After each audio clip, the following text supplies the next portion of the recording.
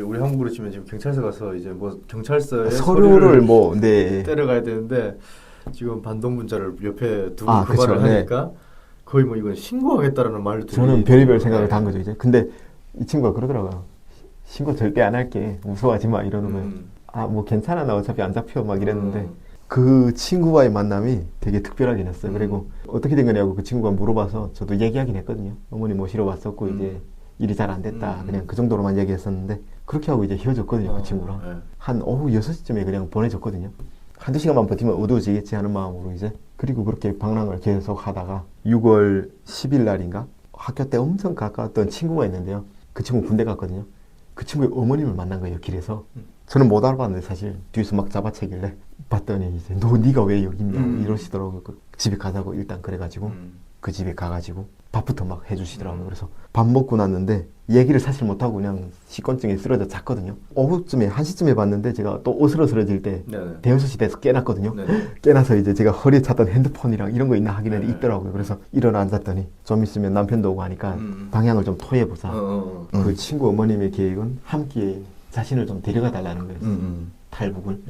근데 문제는 제 친구가 군대에 나가 있는데 그 어머님이 여기 오시겠다고 하는 게 저는 이해가 잘 안 가긴 했지만 가능하면 같이 가려고는 했지만 그게 제가 여자까지 달고 올 상황은 아니거든요. 그렇죠. 그래서 핸드폰을 빌려가지고 진짜 운명인 게 제가 그 친척분들 핸드폰을 다 자랑하셨는데 친척들이 핸드폰 번호 하나가 외운 게 기억나는 거예요. 봤던 게.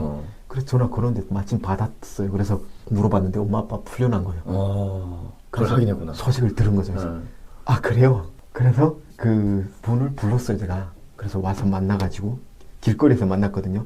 그 김일성 막 모자이크 있는 그 앞에서 만났거든요 일부러.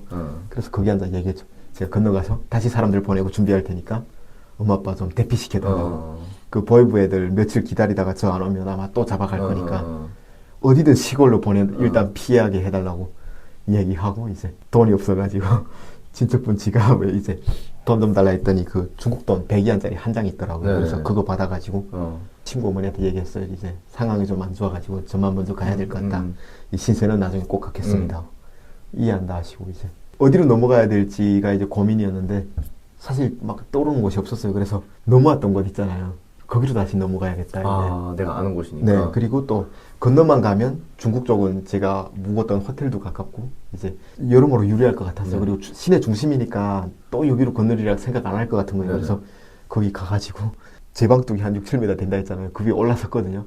초소가 옆에 있는데 한 30m 정도 되거든요. 근데 나오든 말든 뛰어내리고 건너가야 물에 뛰어들어야겠다 이제 이 생각하고 내려다 보니까 좀 무섭긴 한데 뭐 엄마가 살아났다는 기쁨에 일단 저는 뛰어내렸어요. 그리고 뭐 다리가 아픈지 어쩐지 사실 느끼지도 못하고 물에 들어가서 수영해서 건넜거든요. 이제 소리 나도 상관없으니까. 문제가 걸어서 건널 때랑 다르게 수영하니까 제가 건너려던 지점에서 엄청 떠내려가서 건넌 거예요. 반대편에 초소에서 딱 바로 보이는 곳에 제가 건너왔더라고요. 그래서 일어나려고 했는데 위에 입었던 점퍼에 물이 차가지고 못 일어나는 거예요. 그래서 누워서 힘 다 빠져가지고 있잖아요, 사실. 그 점퍼를 벗어버리고 물에 한참 누워있었어요. 뭐 간역이 되든 말든. 그리고 기다시피 해서 이제 중국 쪽 제방 밑에 가서 앉아가지고 핸드폰 풀어서 바로 켜가지고 전화를 했죠. 브로커한테 먼저. 빨리 집에 사람 보내서 엄마 아빠 빼달라고. 그렇게 하고 제가 중국 이제 호텔 가서 중국 돈 80위안이가 있거든요. 하룻밤 자는데. 묵었던 호텔에서는 잘 수 있더라고요. 원래 중국은 그 체크인이 엄청 복잡해요. 뭔가 숙박 등록 이런 서류도 써야 되고. 잠을 자고 아침에 일어나서 택시를 잡아가지고 제가 연길로 간 거예요. 제 짐이 다 연길에 있었거든요. 그 브로커 집에. 그래서 가는 중에도 그 북한 브로커랑 계속 연락을 해가지고 엄마 아빠 빼냈다는 얘기 들었어요. 그래서 해산시에서 많이 떨어진 어떤 그런 곳이 아무튼 어머니가 시골에 대피를 하셨다. 일단 돈을 좀 보내주고 뭐 그런 얘기 하길래 제가 중국에 넘어와서 전화를 하니까 지인들이 도와주더라고요. 돈을 도와주더라고요. 그래서 그렇게 해가지고 제가 이제 어머니를 다시 탈북을 시킨 거죠. 이제. 그리고 저는 비자가 다 만료돼가지고 공항에서 체포돼가지고 연길 공항에서 그 출입경 관리국이라는 곳에 끌려가서 3일 조사받고 다행히 어떤 마음씨고 온 조선족 경찰 분을 만나가지고 그분이 저를 이제 비자 새로 발급해주고 사진 다시 다 찍어주고 공항 태워다 주고 조사받는 중에 제가 얘기를 한 게 탈북자인 걸 숨겨야 되니까 제가 한국에서 고아로 자랐는데 중국에 아버지가 있다는 얘기를 들어가지고 찾으러 왔다가 지금 못 찾아서 장백에 갔던 기록은 장백현에 가면 소식을 아는 사람이 있다 해서 갔다가 허탕치고 돌아오는 길이라고 얘기했거든요. 그리고 숙박 기록이 없는 이유는 제가 돈이 없어서 공원 벤치나 이런 데서 자서 그렇다 이제 얘기했더니 그분이 되게 마음이 쓰이셨나 봐요. 그래가지고 공항 그 비행기 타기 직전까지 막 손 흔들어 주시고 이제 아무튼 좋은 분을 만나가지고 이 기회에 또 한번 감사하다. 뭐 조선족이라고 일단 다 안 좋은 분만 있다는 건 아니라는 거 좀 얘기하고 싶어가지고 네. 그 후에 그 한송이 씨의 조선족 비하 논란 같은 게 있었어가지고 네. 저는 막 마음이 좀 미안하더라고요 그게. 네. 자, 그리고 이제 부모님을 모시고 왔죠. 그리고 이제 부모님이 그 제가 다시 보낸 브로커 통해서 탈북을 해가지고 중국 쪽 건너와서 이제 또 제가 기독교 도움 받아서 이제 브로커들 마중 보내서 그때는 제가 못 가고요. 네, 저는 또 한국 와서 조사받는 상황이었어가지고 제가 조사받는 중에 이제 아버지가 태국 남인수용소 도착했다고 전화가 왔었습니다. 그래서 마음 편히 이제 부모님들은 그렇게 뭐 브로커를 보내가지고 부모님들은 무사히 한국으로 오셨고 그리고 강호 씨는 이제 한국에 와서 재판을 받게 됐죠. 네, 그렇죠. 누가 신고를 했죠? 이제 친한 분이 신고를 했나요? 그래도 한때 도움을 받았던 형이라서 좀 미안하긴 한데 그 형이 이제 또 나름의 뭐 어떤 사정이 있었대요. 그래서 저를 살리는 입장으로 그 국정원에 이제 신고를 하신 거고요. 어차피 또 죄를 지었으니까 처벌받는 게 맞는 부분도 있는 것 같아서 지금은 좋게 받아들이고 있습니다. 그래서 이제 한국 도착했을 때 김강호 씨 지금 어디십니까? 라는 문자가 왔었고요. 그 북한 잠입 건으로 물어볼 게 있어서 연락드립니다라고 문자가 왔어요. 그래서 중국 있을 때부터 왔거든요. 네, 그래서 제가 대꾸 안 했었거든요, 사실. 저는 사실 인천공항에서 체포할 줄 알았어요. 근데 저는 또 잡히기 싫어가지고 집에 갔다가 짐 다 내려놓고 좀 잡히고 싶은 거예요. 그래서 옷도 좀 갈아입고 이제 그랬는데 공항에서는 안 잡고 다행히 집에서 이제 자고 있다가 새벽에 잡혔거든요. 이런 영장 2개 들고 와가지고. 집에서 자고 있는데? 네, 아파트 소문 솔직히 다 났고요. 범죄자 잡는 것 마냥 아주 다 포위하고 와서 당신의 몸이랑 집을 수색한다는 어떤 영장 2장 보여주고 카메라맨들이 들어오고 막 녹화하면서 이제 집을 팍팍 뒤졌거든요. 제가 원래 일기랑 썼었는데 다신 글을 안 씁니다. 그래서 다 압수해 갔어요. 그래서 네, 노트북 뭐 아이폰 뭐 이런 거 다 뚫어버리고요. 저 아직 중국입니다 했더니 한국인인 거 다 알고 있다고 문자 다시 와가지고 뭐 날짜 정해주시면 가겠습니다 했는데 잡으러 와가지고 출입국 사무소에 딱 뜨기 때문에 그럼요. 그리고 사실 뭐 잡자꾸나 하면 뭐 제가 어딜 뛰겠습니까? 그렇죠. 가까운 경찰서에 방을 하나 내가지고 그 안에서 수사를 받기 시작한 거죠.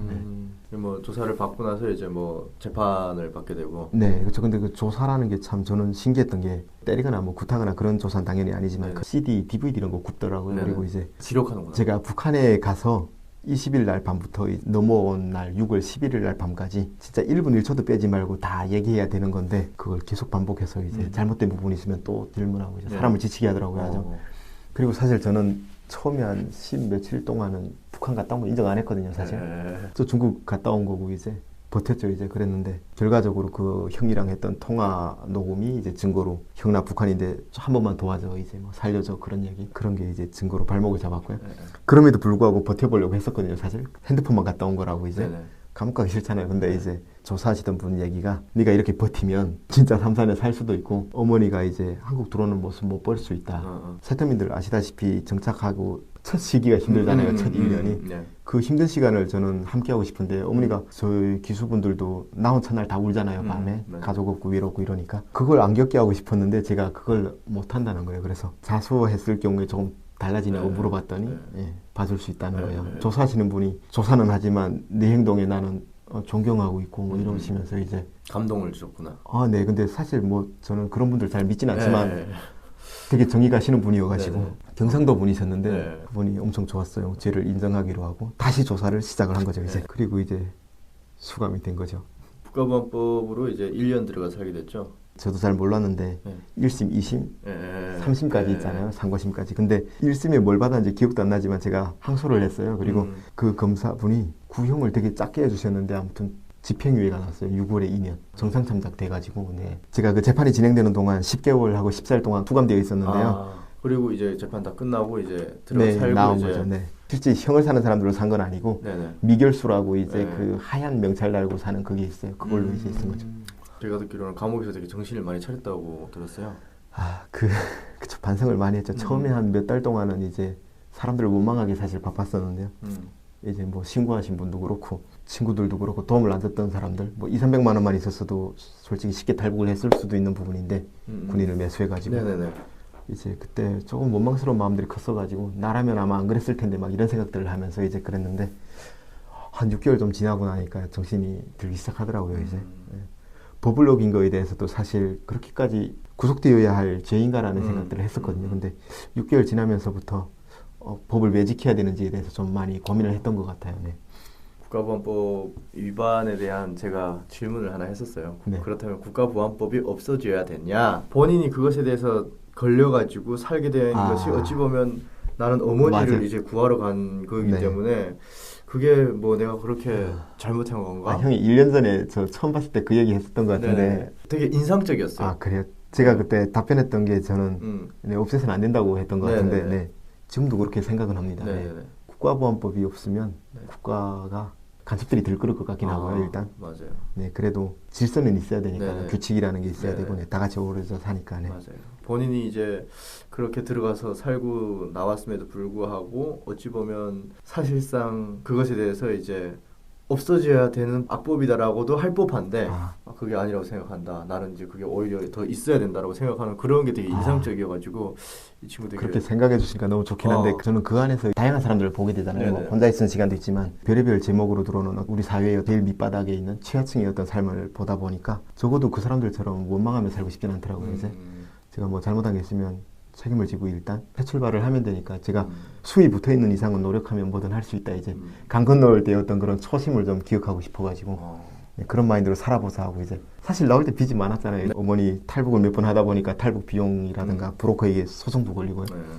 그것도 있고 제가 수감되어 있는 동안 뭐 신용카드 값이나 뭐 집세나 뭐 이것저것들이랑 1년 반 그 정도에 다 갚았거든요. 열심히 일해가지고.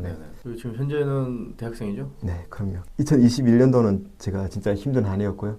진짜 빨간 날 쉬어본 적이 없을 정도로 열심히 일을 했고요. 그렇게 일을 해서 잘 갚았고 그렇게 일을 하던 와중에 제가 유튜브에 잠깐 영상을 하나 올리게 되었었는데 이제 많은 분들이 보셨을 수도 있는데 그 방울 인터뷰라고 그 채널에 이제 출연하게 된 계기가 또 그걸 하는 형님이 또 저에게 뉴질랜드 갔을 때 도움을 많이 주셨던 형이에요. 제가 한국 와서 처음 막 친형처럼 의지하던 형이어가지고 그래서 출연을 했는데 제가 그런 얘기를 했나 봐요. 그러니까 공부하고 싶다고 이제 어르신 한 분이 이제 이렇게 공부하고 싶어하는 애가 돈이 없으면 못한다는 게 뭔 말이냐 이제 그러면서 연락을 주셨더라고요. 감사합니다. 생활비나 뭐 등록금 다 대줄 테니까 걱정하지 말라고.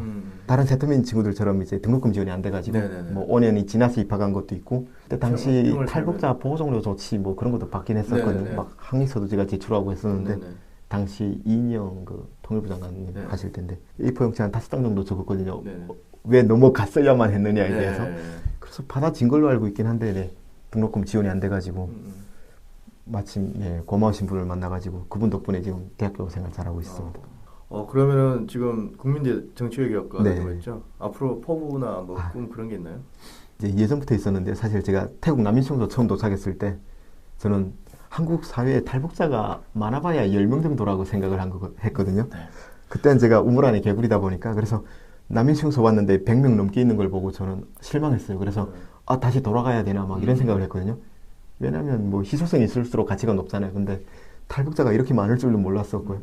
그리고 그때까지는 저는 이 세상에서 제가 제일 힘든 존재라고 생각을 하고 살아왔어가지고 그 안에서 그 생각이 깨졌거든요. 저보다 더 힘든 사람들 얘기를 많이 들으면서 이런 사람들을 위해서 뭔가 할 수 있는 일을 찾아야겠다 이제 그런 마음을 들었어요. 처음으로. 그때 그래서 제 삶의 어떤 가치관이나 어떤 인생관을 좀 정해가지고 그때는 잘 모르다 보니까 통일부에 취직해서 막연하게 어떤 세터민들의 정착을 돕는 일을 해야겠다 이렇게 생각했거든요. 지금 이제 대학교 공부를 시작할 때도 우리 사회의 어떤 기본적인 어떤 지식은 알아야 될 것 같아서 정치외교학을 공부하기로 했고 공부하면서 경제학도 복수 전공하려고 하거든요. 그래서 어차피 이왕 늦게 시작한 거 동기들이랑 9살 정도 차이가 나가지고 시간 여행 온 느낌으로 잘 즐기고 있긴 한데 좀 대학원까지 좀 길게 공부를 해가지고 제가 할 수 있는 일이 무엇일지 저희 정체성이 있으니까 남과 북을 다 경험을 해봤고 뭐가 필요할지를 좀 찾아보려고요. 그래서 아직은 지금 탐색해가는 그런 적어도 과정이다. 뭐 어떤 통일에 대한 정책을 세우는 데 어떤 도움이 될 수 있는 삶을 살고 싶긴 합니다. 알겠습니다. 정말 긴 시간 동안 강우 씨 얘기를 들으면서 제가 그려져요. 그림이 이 한 폭의 그림처럼 이제 막 그려지는데 이걸로 제가 이제 또 좋은 작품을 하나 만들어 보도록 저도 하겠습니다. 이제 유튜브 이제 채널을 통해서 제 얘기를 들어주신다는 거에 되게 큰 감동이 있더라고요. 그게 큰 위로가 되기도 하고 많은 분들이 조금은 열심히 살아가는 세터민들도 있다는 거 조금 알아주시고 이제 조금 더 관심을 가져주시면 네, 감사할 것 같아서 네, 그런 네. 말씀 드리고 싶었습니다. 알겠습니다. 마지막 말씀까지 잘 들었고요. 강호 씨의 앞으로의 삶도 또 제가 응원을 할 거고 그리고 우리 또 구독자님들도 아마 응원을 많이 할 겁니다. 네. 여러분 봐주셔서 감사드리고요. 다음에 또 뵙겠습니다. 감사합니다. 감사합니다.